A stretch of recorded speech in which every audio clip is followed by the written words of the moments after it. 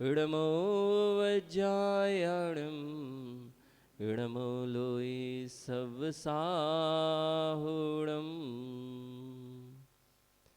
बोलिए पंच परमेष्टि भगवान की। देवादिदेव 1008 चिंतामणि पार्श्वनाथ भगवान की।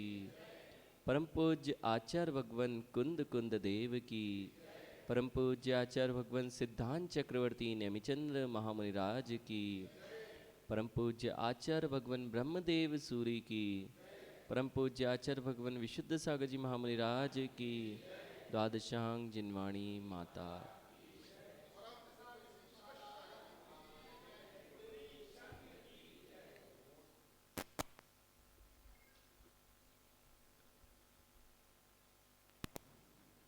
यह वृहद द्रव्य संग्रह नामक महान ग्रंथ, जिसकी रचना परम पूज्य आचार्य भगवान सिद्धांत चक्रवर्ती नेमिचंद मुनिराज द्वारा की गई है।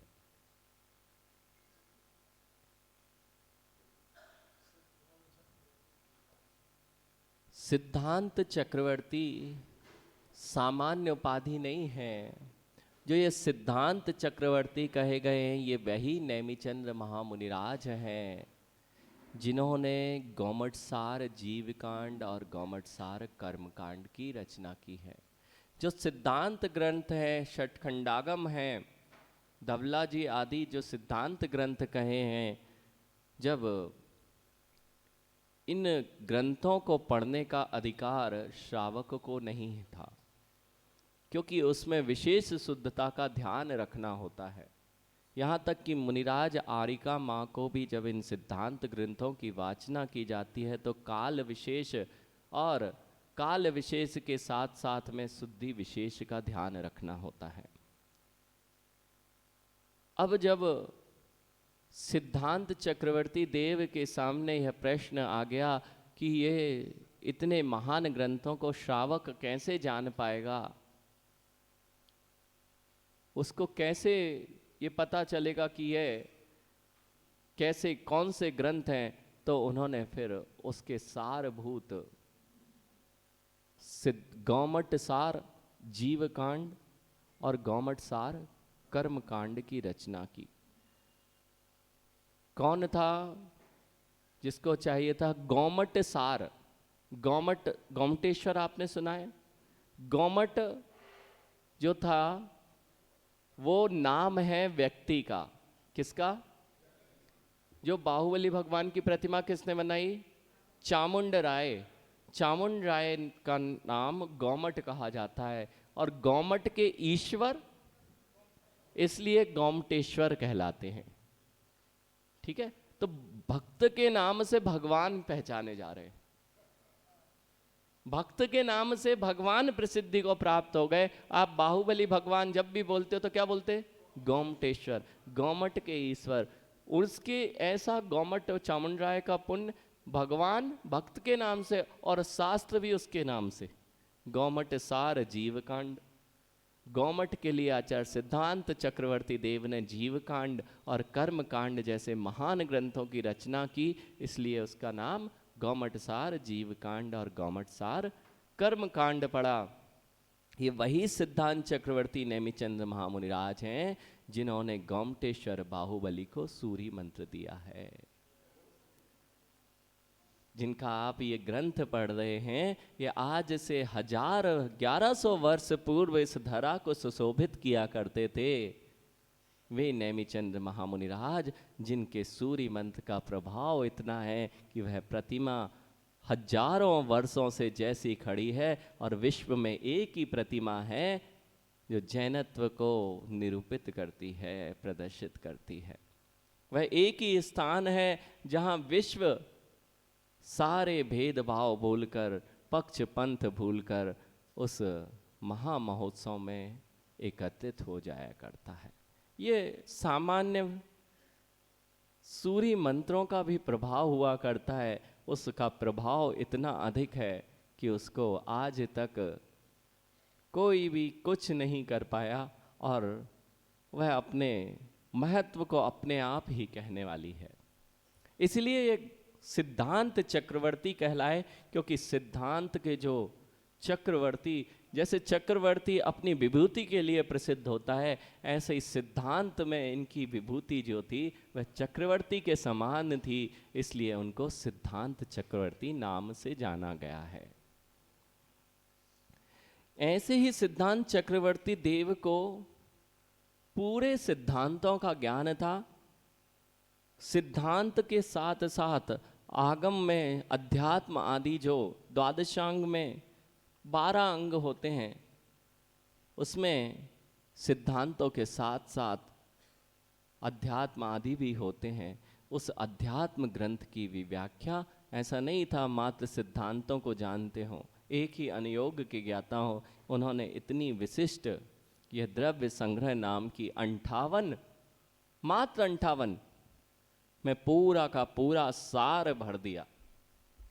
आज यहाँ पर हम जब जीव को समझने का कल 2-4 दिनों से हमने प्रयत्न प्रारंभ किया है, और आचार्य भगवान ने उस जीव के 9 अधिकार कहे। जीव उपयोगमयी, अमुक्ति, कर्ता, स्वदेह परिणाम, भोक्ता, भोक्ता, और अब बात चल रही थी संसारी जीव की।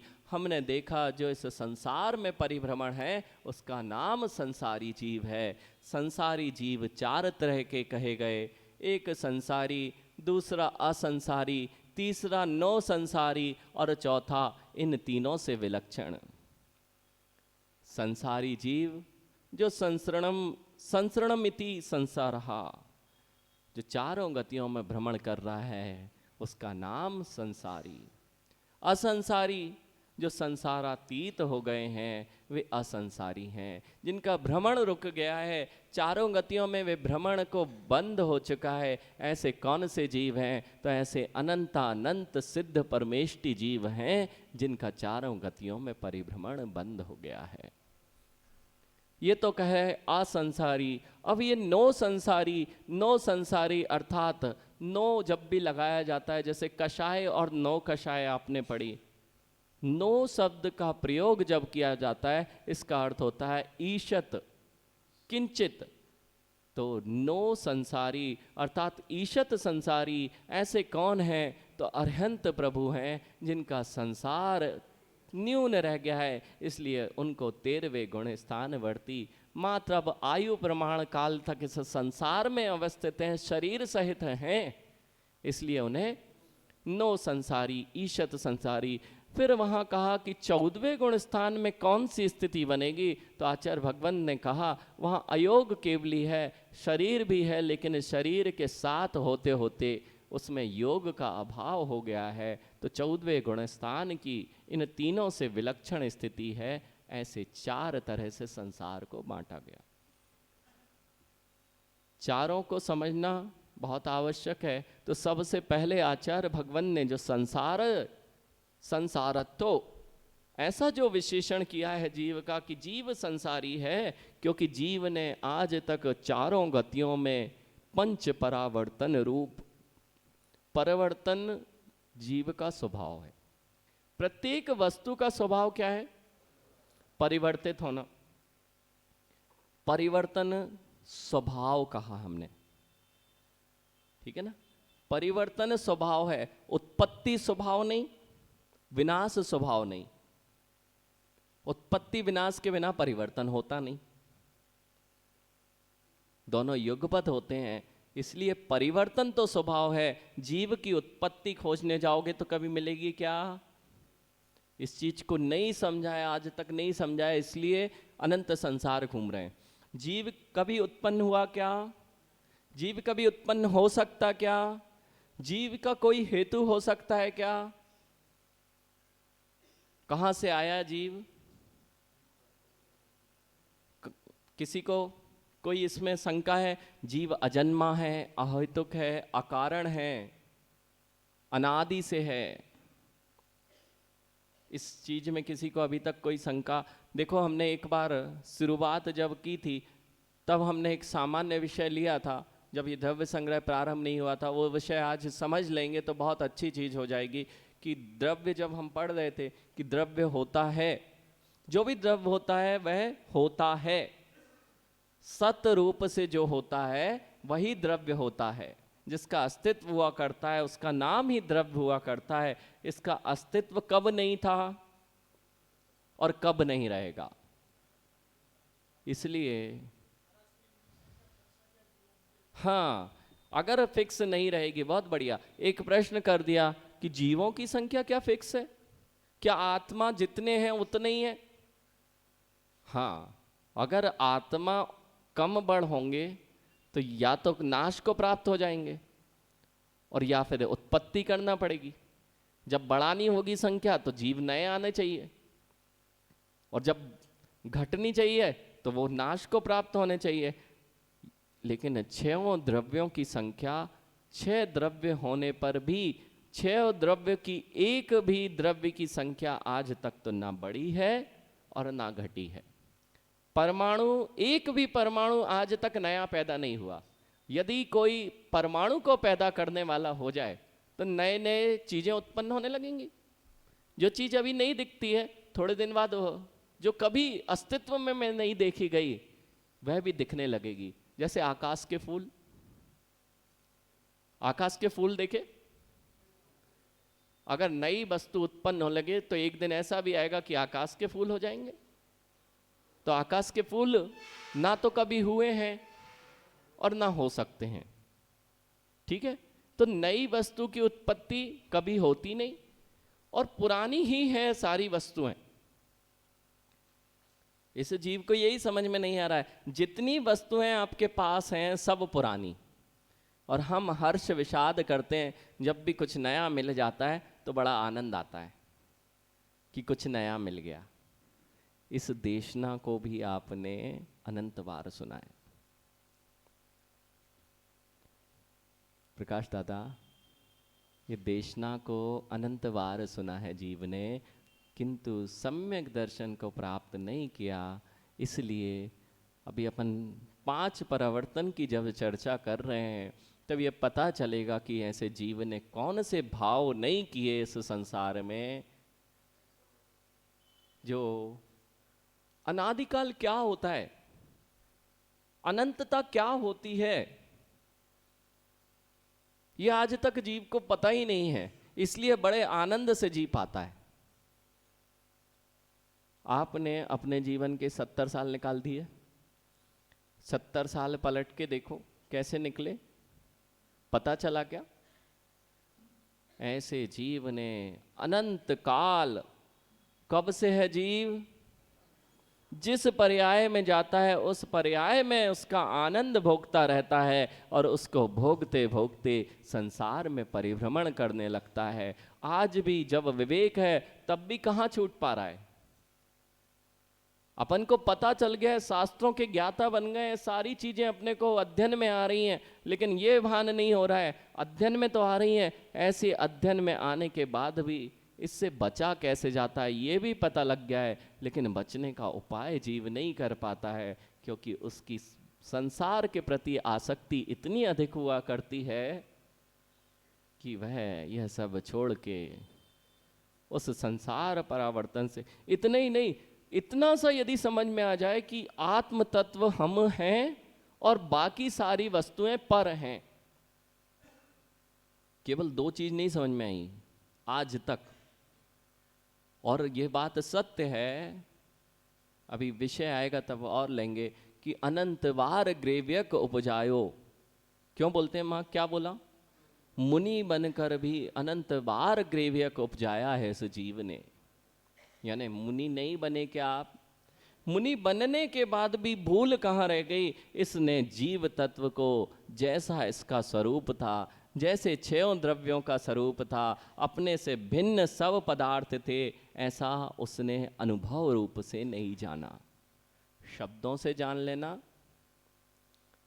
बहुत भिन्न विषय है। जैसे हमने एक दिन चर्चा की थी, पानी को आपने सुना, पानी के बारे में खूब सुना, खूब व्याख्यान किया, लेकिन पानी को आज तक अनुभव नहीं किया, तो प्यास नहीं मिटती है।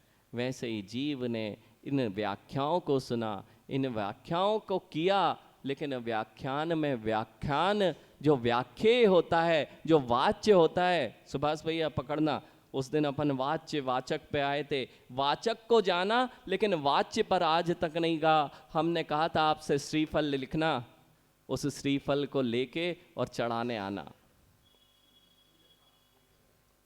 वो श्रीफल वाचक है, उसमें हम श्रीफल खोजते रहे हैं। ये ग्रंथ है, इसमें हम आत्मा खोजते रहे हैं, अपनी आत्मा की ओर कभी दृष्टि नहीं गई है। अभी सब विषय आएगा, पूरा भव्य और अभव्य सब उपजाते हैं। संसार की स्थिति ऐसी विचित्र है। कल हमने एक चीज देखी थी, द्रव्य परावर्तन। तो द्रव्य परावर्तन पहली बार सुना था आपने। द्रव्य 5 परावर्तन तो कई बार सुने थे, लेकिन जो द्रव्य परावर्तन की व्याख्या हमने विशेष की थी वह कर्णान योग से की थी। वह कर्णान योग का विषय है। और अभी तो हमने बहुत मोटे मोटे में बताया था, उसमें तो क्रम भी लिख दिया है कि कौन से परमाणु कितनी बार आएंगे, और फिर छोड़े हुए परमाणु फिर कितनी बार आएंगे, फिर मिश्र परमाणु एक बार आएगा। ऐसा पूरा का पूरा क्रम है। कल हमने द्रव्य परावर्तन देखा था, शायद याद नहीं हो, थोड़ा सा समझ लेते हैं 1 मिनट में। द्रव्य परावर्तन के 2 भेद किए थे, पुद्गल परावर्तन के 2 भेद किए थे, 9 कर्म परावर्तन और कर्म परावर्तन। 9 कर्म परावर्तन अर्थात शरीर, 3 शरीर 6 पर्याप्ति के योग्य पुद्गल परमाणुओं का ग्रहण। 3 शरीर, औदारिक, वैक्रियक और आहारक। ये 3 तरह का शरीर, 5 तरह के शरीर में 3 तरह के शरीर को निर्माण करने के लिए पौद्गलिक कर्मों की आवश्यकता होती है, पौद्गलिक परमाणुओं की आवश्यकता होती है। और तेजस और कारमाण में कारमाण शरीर को निर्माण करने के लिए कर्म पुद्गल वर्गणाओं की आवश्यकता होती है। तो 3 तरह के शरीर को बनाने के लिए इस जीव ने, अभी हमारा कौन सा शरीर है? औदारिक शरीर है। इस शरीर को बनाने के लिए किसी जीव ने स्निग्ध और रुक्ष परमाणुओं का समूह ग्रहण किया, और उसमें कुछ ना कुछ स्पर्श रस गंध वर्ण होगा। जो विशेष स्पर्श रस गंध वर्ण के साथ, मान लीजिए 100 परमाणुओं से मिलकर इसने अपनी देह बनाई। 100 नहीं बनाते, असंख्यात परमाणु बनते हैं। 100 परमाणुओं को मिलाकर क्या किया, और अच्छे से समझते कल, क्योंकि थोड़ा आप लोग उत्साह के माहौल में सिद्धांत समझ में नहीं आते, इसलिए आपको पर्व के दिनों में सिद्धांत ग्रंथों को पढ़ने मना किया है। 100 परमाणुओं से मिलकर जब 100 परमाणु मिले, कुछ स्निग्ध थे कुछ रुक्ष थे, उसमें स्पर्श रस गंध वर्ण की विशेष योग्यता थी। उससे मिलकर मान लो किसी जीव ने अपना शरीर बनाया, अगले क्षण उन परमाणुओं को निर्जरित कर दिया, 100 में से छूट गए, फिर नए ग्रहण किए, फिर अपना शरीर बनाता रहा, फिर वे छूट गए, फिर ऐसे अनंत परमाणुओं को उसने ग्रहण किया और अगले समय में छोड़ दिया। तो ये सारे कौन से परमाणु थे? अग्रहीत परमाणुओं को अनंत बार ग्रहण किया। जो पहले ग्रहण नहीं किए थे उनसे अपनी देह बनाई और इस जीव ने छोड़ दी। पुनः जो छोड़े परमाणु थे उनको अनंत बार पुनः ग्रहण किया और अपनी देह बनाई। फिर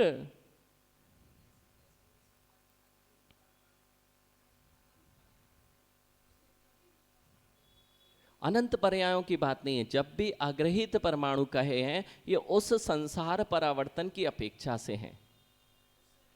उस संसार परावर्तन, जो पहला संसार परावर्तन चालू हो रहा है, तो अभी तो सभी अग्रहित परमाणु हैं। हाँ, जो अभी पहला और अंतिम तो होता ही नहीं, क्योंकि संसार परावर्तन तो कब से चल रहा है। इस बार का जो चल रहा है संसार परिवर्तन, इसके लिए अभी मैंने कोई शरीर नहीं बनाया। पिछली बार का मैंने अपना संसार परिवर्तन पूर्ण कर लिया। अब वो ग्रहित अग्रहित उस वाले को नहीं लेना है। अब यहाँ से जो शुरू हो रहा है, इसके लिए मेरे पास सारे अग्रहित परमाणु हैं अभी। तो अनंत बार मैंने अग्रहित को ग्रहण किया, फिर जो छोड़े हुए थे उनको अनंत बार ग्रहण किया, फिर एक बार मिश्र को ग्रहण किया, फिर अनंत बार ग्रहित को, फिर अनंत बार अग्रहित को। ऐसे करते करते जीव ने अनंत काल निकाला। मिश्र में दोनों आएंगे, मिश्र में तभी क्योंकि जो उसने छोड़ दिए अभी ग्रहण करते हैं। हमने कल एक चीज देखी थी कि ये शरीर तुरंत बनता है और तुरंत, आपको पता नहीं ये परिवर्तित हो रहा है। आपको लग रहा है यहां पे अगर तिल है, यदि तिल है तो तिल वैसा ही का वैसा ही दिख रहा है। डॉक्टर साहब आपके चेहरे पे अगर कोई दाग है तो वो आपको बचपन से आज तक वैसा ही दिख रहा है, लेकिन उसके परमाणु प्रति समय परिवर्तित हो गए हैं। यही कह रहे हैं पुद्गल परमाणुओं से देह बनती है। आपको लग रहा है ये मेरे वही पुद्गल है, लेकिन आपने 9 कर्म जो आप भोजन करते हो, शरीर काय से बनता है? अच्छा ये बताओ, हाँ आहार पर्याप्ति तो उपलब्धि है ना, वो योग्यता है। अभी एक चीज देख लेते हैं कि कोई चीज उत्पन्न नहीं होती, उत्पन्न नहीं होती ना कोई चीज। आज तक आयुष उत्पन्न हुई क्या कोई चीज? अरे सही से सोचो, उत्पन्न हुई कि नहीं कोई चीज?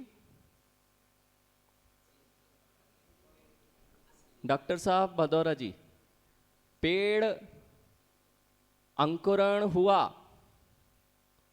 पहले था क्या? नई चीज आई ना। बीज में पौधा था क्या पहले से? पत्ती थी क्या? मां अगर था, आप तो विदुषी हैं, अगर था तो आप सांख्यवादी हो जाओगे। यदि पेड़ के अंदर पहले से पौधा था तो वो भी यही कहता है, सत्कार्यवादी है, पहले से अस्तित्व है, बस उखाड़ना है। कहां दिख रहा है पेड़? इतना सा बीज और बड़ा वृक्ष इतना बड़ा, उस पौधे में पेज उसमें कहां से हो जाएगा? योग्यता हो सकती है अभी, फिर भी अब दूसरी जगह चल रहे हैं। उस बीज को आपने डाला तो नया अंकुरण आया कि नहीं? फिर आपने तो अभी कहा था कि महाराज जी कुछ उत्पन्न नहीं होता है, और आपने सबने सिर हिला दिया था कि सही बोल रहे हैं महाराज जी कि कुछ उत्पन्न होता ही नहीं, आज तक विश्व में कुछ उत्पन्न नहीं हुआ, और रोज इतने सारे गेहूं की फसल होती है और इतने सारे अंकुरण उगाते हैं। सुभाष भैया नया आया ना, अब पूरा सिद्धांत फिर तो जैन धर्म फेल हो गया, क्योंकि हमने तो ये कहा था सद्द्रव्य लक्षणम, और कोई भी पुद्गल परमाणु आज तक उत्पन्न नहीं हुआ और ना हो सकता है। तो फिर तो हमें दिखाई दे रहा है सामने, हम तो प्रत्यक्ष देख रहे हैं कि उसमें पत्तियां आ रही हैं, अंकुरण जो बीज डाला था उसमें इतना बड़ा पौधा हो गया है, इसके बाद फल भी आने लगे, सब नए नए तो आए हैं, कहां से आ गए? तो उत्पाद व द्रव्य युक्तम यहां तो दिख नहीं रहा, हमें तो केवल उत्पाद दिख रहा है। हाँ निमित्त उत्पादान सब रखा लो, लगा लो। हम तो ये पूछ रहे हैं वो बीज में नया अंकुर आया कि नहीं, नई चीज की उत्पत्ति हुई कि नहीं? हुई ना? ऐसे ही पूरे संसार की उत्पत्ति हो जाती है।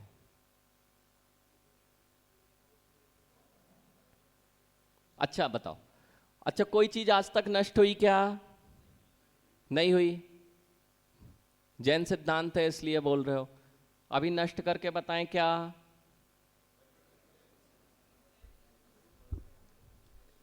हमने देखा था एक बार, शायद जो लोग पहले नहीं आते थे उनके लिए बहुत आवश्यक है, एक उदाहरण दृष्टांत के माध्यम से इसको जानते हैं। माचिस है, माचिस को जला देते हो वह नष्ट हो जाती है, सही है?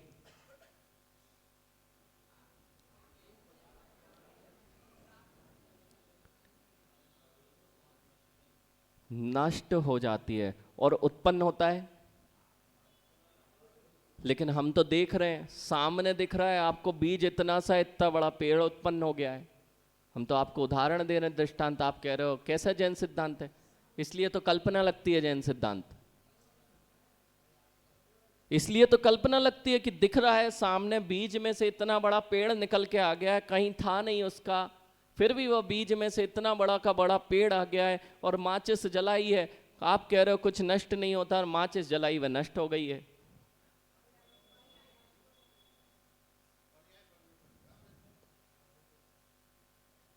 अभी थोड़ा दिमाग और खोलो, सही बोल रहे हैं कि गलत बोल रहे हैं महाराज जी? नष्ट हो गई ना वस्तु? अगर माचिस नष्ट हो गई होती तो राख किसकी बनी, प्रकाश किसका बना, धुआं किसका बना?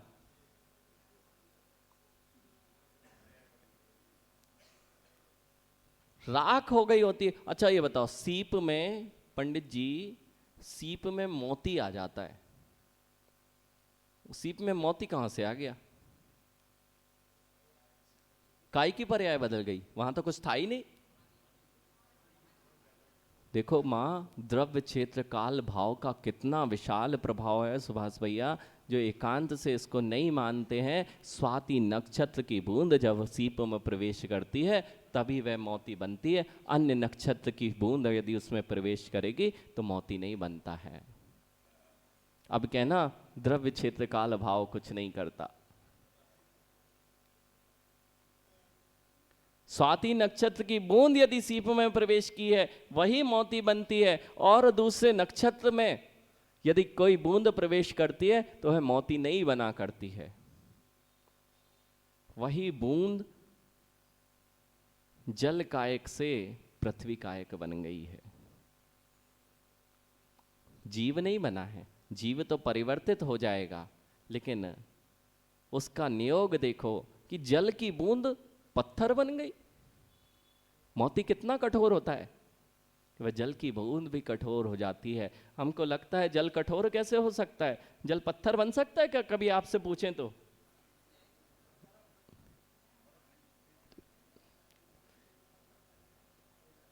कितने लोग यहां पर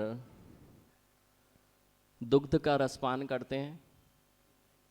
सभी लोग करते हैं। और वह दुग्ध कैसा होता है? श्वेत होता है, ठीक है ना? दुग्ध का रसपान करते हैं, और वह दुग्ध कहां से आता है?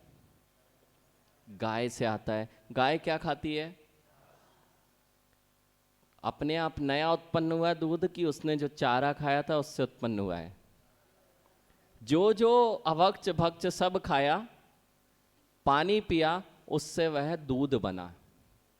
कहीं अलग से कोई वस्तु नहीं आ सकती। बिना रॉ मटेरियल जिसे कहते हैं ना, बिना कच्चे माल के पक्का माल बना के दिखाओ, बनेगा क्या? तो कच्चा माल क्या था गाय के लिए? हरी घास, सूखी घास, दुनिया भर की सारी चीजें। इसलिए तो मां कोई गाय प्याज खाए, प्याज खिला दो, उसके बाद उसका दूध आ जाए आपके घर में। क्यों आती है? क्योंकि जो परिणमन हुआ है, वो जो उसने भोजन किया वही तो परिणमित होकर दुग्ध में बना है। वस्तु नष्ट नहीं हुई, वस्तु परिवर्तित हुई। माचिस जलाई, अब नष्ट हो गई क्या? नष्ट नहीं हुई। इस सिद्धांत को यदि विश्व में पकड़ लिया जाए तो सिद्धांत वैज्ञानिकों के बहुत सारी गुत्थियां अपने आप सुलझ जाएंगी। कुछ नया मिलेगा नहीं। इसलिए विज्ञान ने हमेशा खोजें की हैं, कुछ बनाया नहीं।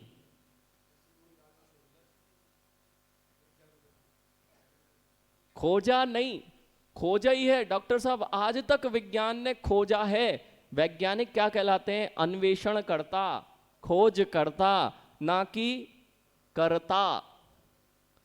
किसी वैज्ञानिक को करता कहा क्या?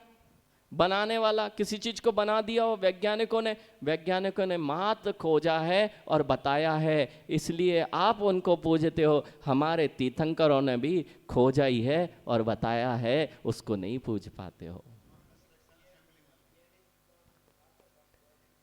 अरे निकाल नहीं रहे जैन सिद्धांत से। जैन सिद्धांत आप बोल रहे हो निकाल रहे जैन सिद्धांत से। अरे जो वस्तु है उसी से तो निकालेंगे, कहां से अलग से वस्तु बनाएंगे?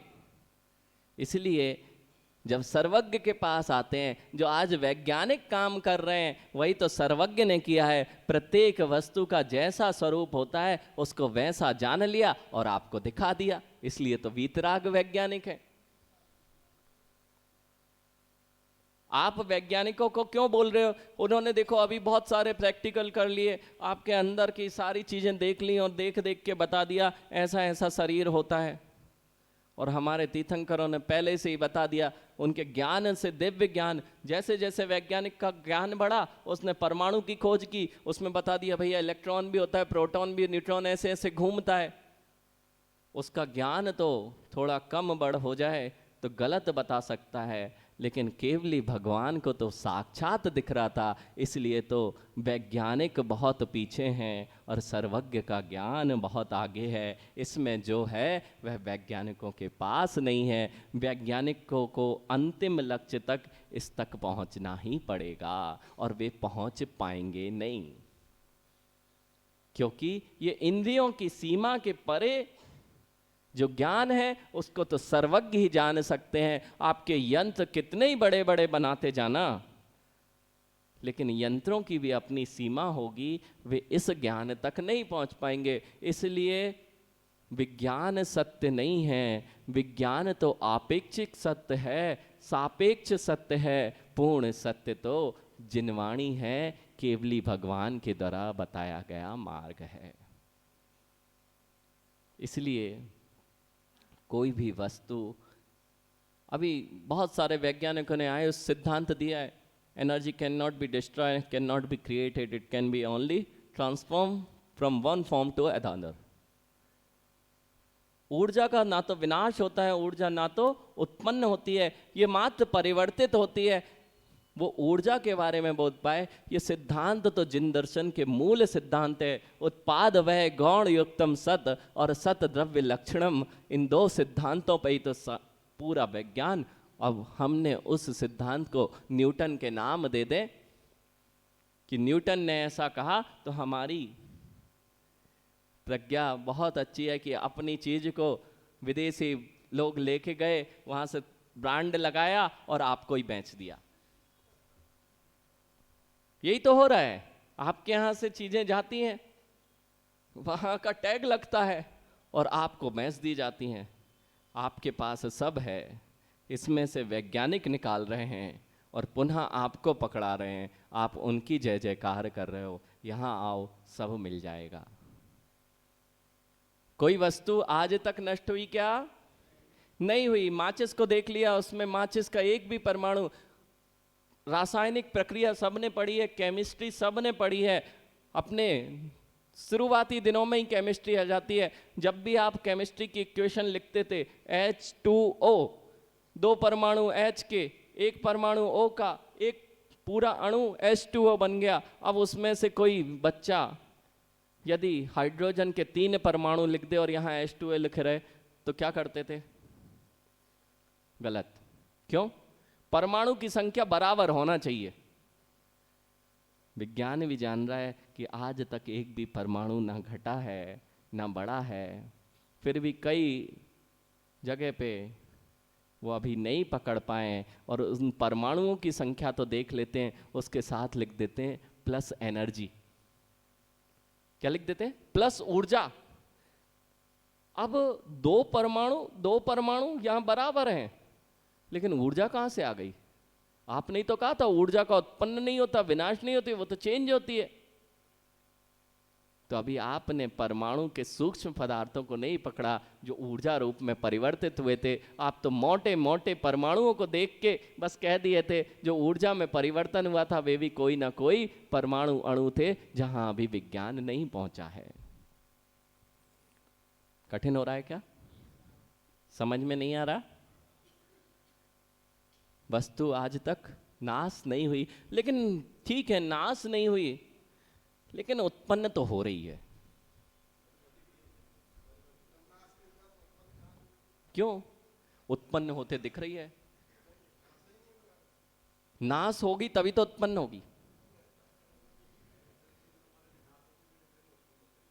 तो यही तो सिद्धांत है, इसी को तो बता रहे हैं जब से आचार्य भगवान। यही समझ जाओ तो सबसे बड़ी जैन सिद्धांत को समझ गए। 2 सूत्र जिसने समझ लिए, उत्पाद वै द्रव्य युक्तम सत और सत द्रव्य लक्षणम गुण पर्याय व द्रव्यम, इन 3 सूत्रों पे जैन धर्म का पूरा सार टिका हुआ है। जैन धर्म का नहीं कहें, इस संसार का पूरा वस्तु स्वरूप मात्र इन 3 सूत्रों पर टिका हुआ है। गुण पर्यायों से रहित कोई भी द्रव्य नहीं होता, और उत्पाद व्यय हमेशा परिवर्तन होना और वस्तु का द्रव्य होना, यह वस्तु का स्वभाव है, यह अस्तित्व रूप है। यदि ये बंद हो जाएगा तो वस्तु वस्तु नहीं बचेगी। इसलिए हमने कहा कि जो माँ उस बीज में से पेड़ उत्पन्न हुआ ना,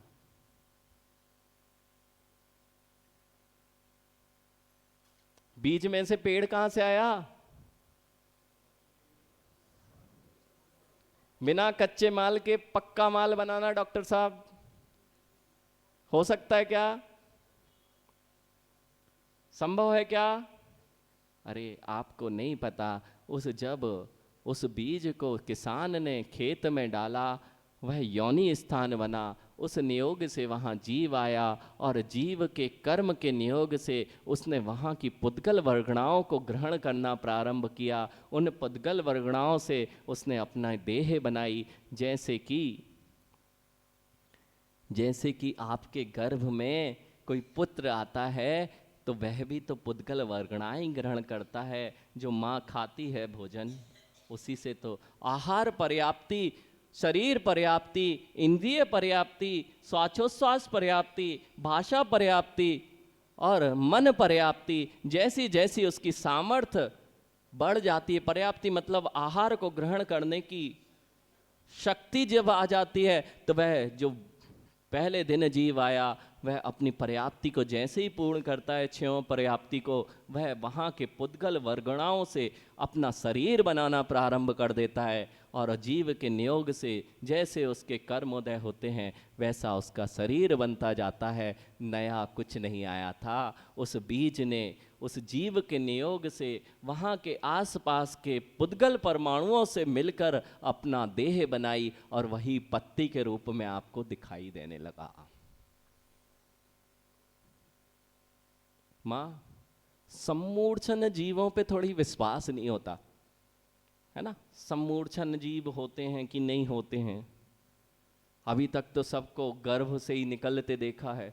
साइंस भी कहता है ऐसे कैसे हो जाएगा, यहाँ पे जीव और यहीं पे उत्पन्न हो जाए, यहाँ जीव नहीं दिख रहा यहाँ उत्पन्न हो जाए। माँ, जैसे उस बीज में अंकुरण हुआ ऐसे सम्मूर्छन जीव की भी प्रक्रिया होती है। किसी दिन केला, कच्चा पका केला खाया क्या? किसी के घर में आया पका केला आज तक? सबके घर में आया। पका केला आया हो जिसमें थोड़े दाग लग गए हों, उसको छीलना और उसको कपड़े में ढक के रख देना, ठीक है। थोड़ी देर बाद खोलना, मौसम अच्छा है इसी समय करके देख लेना। जैसे ही खोलोगे वहां भुनगी दिखेगी। क्या दिखेगी? भुनगी। आपने बड़े अच्छे से ढक के रखा था और अंदर भुनगी कहां से आ गई? वहां पर योनि स्थान बना और वहीं जीव की उत्पत्ति हो गई। मां, चावल तो बीना होगा, बिना बीने तो नहीं खाते ना। चावल की लट का कलर क्या होता है? और यदि कभी मूंग की दाल में लट पड़ जाए,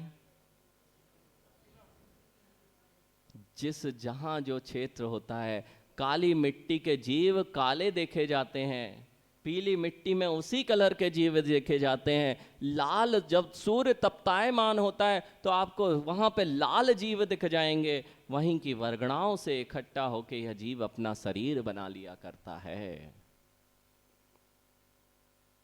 उत्पत्ति नई कभी नहीं होती, वही पुद्गल के परमाणु। यही तो बता रहे थे द्रव्य परावर्तन में, कैसे हम पुद्गल परमाणुओं को ग्रहण करते हैं और कैसे शरीर बनाते हैं। बनाया कि नहीं?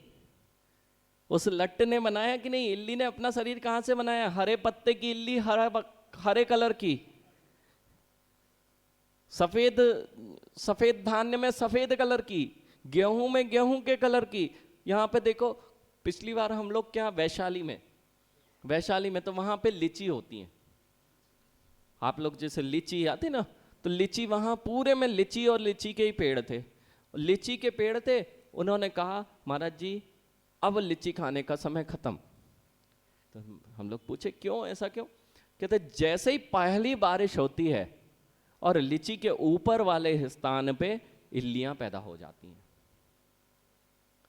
जो ऊपर देखोगे ना, कभी भी आप खोलोगे तो उसी कलर की इल्ली उसमें उत्पन्न हो जाया करती है। वही पुद्गल परमाणु जीव के नियोग से योनि स्थान बनता है, वहाँ एकत्रित होकर उस जीव के शरीर रूप परिणमित हो जाते हैं। इसी का नाम है तीन शरीर, यानी औदारिक शरीर को बनाने के लिए उसने जो पुद्गल परमाणुओं को ग्रहण किया है, ऐसे जीव ने अनंत परमाणुओं को ग्रहण करके अपना शरीर बनाया, पुनः छोड़ा, फिर बनाया, पुनः छोड़ा, फिर बनाया। ऐसे अनंत बार अनंत परमाणुओं को ग्रहण किया, छोड़ दिया, फिर ग्रहण किए हुए परमाणु से अपना शरीर बनाया, पुनः छोड़ दिया, फिर ग्रहण किए, और नहीं ग्रहण किए हुए सभी परमाणुओं से मिलकर अपना शरीर बनाया और छोड़ दिया। अब कितने परमाणु इस संसार में फैल गए? अनंत। संख्या तो बहुत छोटा है पंडित जी। अनंत अनंत परमाणु इस संसार में फैल गए। अब एक दिन ऐसा आता है जब वे ही के वे ही परमाणु उसी स्निग्ध रुक्षता के साथ, उसी स्पर्श रस गंध वर्ण की विशेषता के साथ वैसे का वैसा ही शरीर पुनः बन जाता है। तब जाके एक नौ कर्म परावर्तन पूर्ण होता है।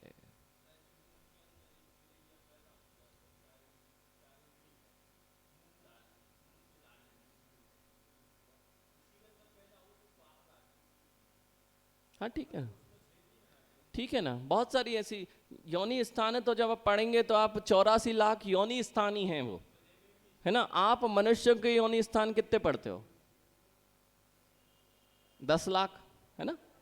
14 लाख, 14 लाख तरीके के योनि स्थान मनुष्य के अंदर बनते हैं।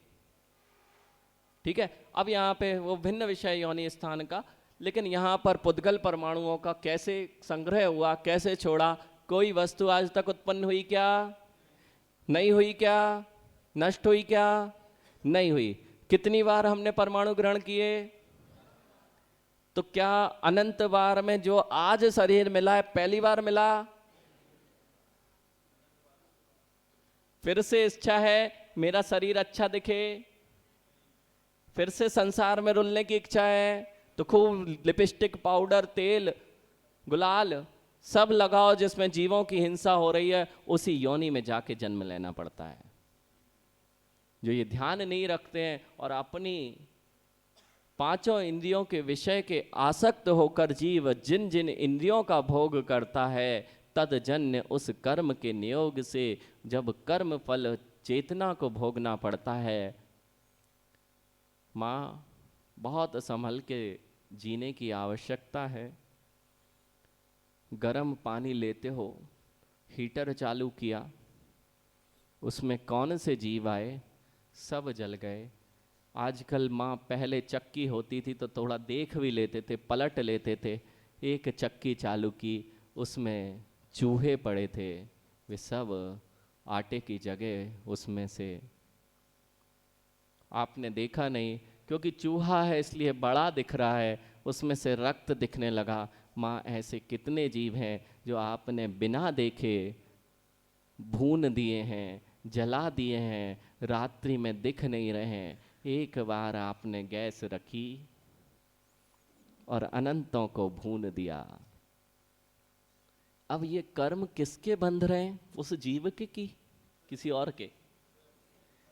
गर्म पानी लिया, कुकर था और लिया, और नाली में, नाली देखी कभी आपके घर की? देख लेना कितने जीव बिलबिलाते हैं। उन जीवों की दशा क्या हुई? आपने तो गर्म पानी लिया, नहाया, खूब सारा पानी लिया और खूब नालियों में बहाया। नदियन बीच चीर धुआए पड़ना, उस सर्फ में पानी लिया। उन जीवों की दशा देखो, एक सर्फ थोड़ा यहाँ लगा रह जाए ना तो जिनमिनाता है। वो छोटे छोटे जीवों की दशा देखो। आपने तो नाली में कितना सर्फ बहा दिया, ये कर्म बंध इस अनंत संसार का कारण है और कोई नहीं कि कोई दूसरा आपको अनंत संसार कराता है। आपने तो बहा दिया।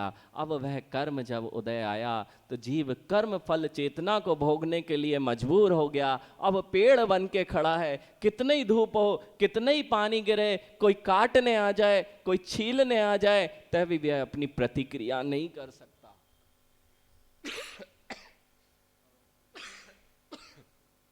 तो भी वह अपनी प्रतिक्रिया को करने में असमर्थ है। अब वह उसके पास कोई उपचार नहीं है कि वो उसका विरोध कर सकते। ये कोई अन्य जीव नहीं बनते हैं जो अविवेक से जो हमारी चर्या, इसलिए जब भी व्रती बना जाता है, ज्ञानी बना जाता है, उसको तो एक बूंद पे पानी पर भी दया हुआ करती है। बिलछानी का पानी भी एक बूंद नीचे नहीं गिरने देता। वो तो त्रस जीवों की हिंसा से बच जाता है। और मुनिराजों की दया तो इतनी है, खूब आसानी से एसी में सोना और बाहर जो पंखा लगा है उससे अनंत जीवों को विराधना करना, उसका फल अनंत संसार मिलेगा। जितने स्पर्श इंद्रियों में आप लिप्त हैं, जितना आराम है। देखो माँ, कई लोग सुन नहीं पाते, सामर्थ्य नहीं है इस चीज को सुनने की, डर जाते हैं। मात्र डराने के लिए नहीं लिखे हैं, ये संसार की व्यवस्था है। और कोई जीव आके उन नालियों में जन्म नहीं लेता। जिस व्यक्ति का जहाँ राग होता है वहाँ वहाँ उसको जन्म लेना पड़ता है। इसलिए तो स्त्रियों के जघन्य स्थानों में पंचेंद्रिय मनुष्यों का जन्म देखा जाता है, बहुलता से। ऐसा आचार्य भगवंतों ने लिखा, ऐसा सिद्धांत है कि बहुलता से पुरुषों के भी जघन्य स्थानों में पसीने में पंचेंद्रिय मनुष्य जन्म ले लिया करते हैं। ऐसे ही स्त्रियों के जघन्य स्थानों में कांख आदि में पसीने जहां जहां आते हैं वहां पर संगी पंचेंद्रिय सम्मूर्छन मनुष्यों का जन्म होता है। इसलिए तो मुनिराज यदि आंख में भी मल लिया करते हैं, उसका भी प्रायश्चित लेते हैं कि मेरे से द्वारा भगवान आज मैंने आंख मली थी, कान में उंगली डाली थी, नाक में हाथ लगाया था, उससे जो जीवों की विराधना हुई होगी उसका भी प्रायश्चित दे दो। यह है मुनिराजों की दया। जिसे संसार नहीं जान पा रहा है, इनकी उस पर भी दृष्टि है।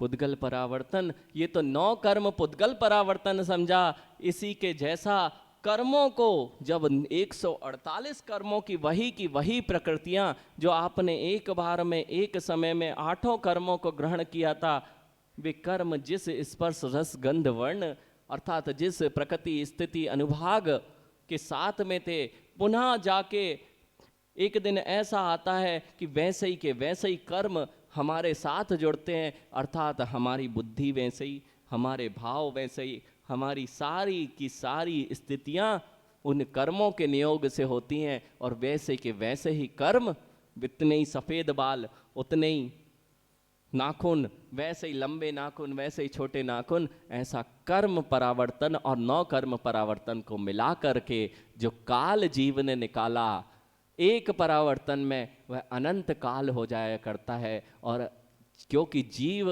कब से है बतौरा जी, कितनी बार अनंत निकल चुका अनादि में, इसलिए अनादि से है, इसलिए अनंत बार इस जीव ने अनंत पुद्गल परावर्तन को पूर्ण किया। ऐसी कोई देह नहीं माँ जिसको तुमने धारण करके ना छोड़ा हो, ऐसे कोई पुद्गल के परमाणु शेष नहीं जिनको भोग के छोड़ ना दिया हो, ऐसा कोई कर्म नहीं जो तुमने ग्रहण करके ना छोड़ा हो। फिर भी संसार से विरक्ति नहीं होती है और सम्यक दर्शन की अभिमुख जब तक जीव नहीं होता है, इस संसार परावर्तन से वह कभी बाहर नहीं आ पाता। इसलिए तो अनंत संसार जीव का चलता रहता है। इसलिए एक समय में हम आगे की पूरी तैयारी करके निकलते हैं। जब भी हम निकलते हैं घर से तो 10 दिन के लिए जा रहे हैं तो 10 दिन की तैयारी कर लेते हैं। बस ऐसे ही जीव ने अपने आगे के भवों की तैयारी कर रखता है। एक एक समय आगे के भवों की तैयारी आपकी चल रही है। इस भवों को नाश करना है तो जिनवाणी के माध्यम से इसको समझते हुए यदि जीव सम्यक दर्शन को ग्रहण करता है, ये संसार परावर्तन पढ़ लेते छोड़ देते। अनंत भवों की तैयारी होती है।